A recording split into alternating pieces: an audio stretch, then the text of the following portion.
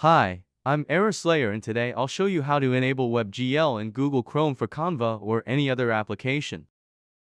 If you're ready, let's begin. First, open Google Chrome and click the three dots in the upper right corner.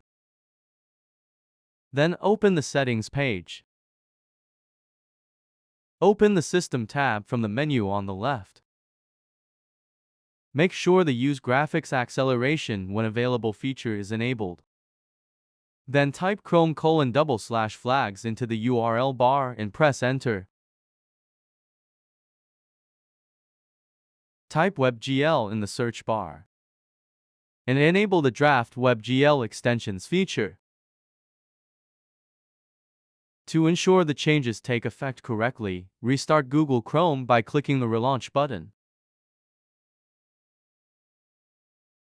I hope this how to enable WebGL in Google Chrome for Canva or any other application tutorial video was helpful. If it was, you can subscribe to my YouTube channel and like the video. Have a good day.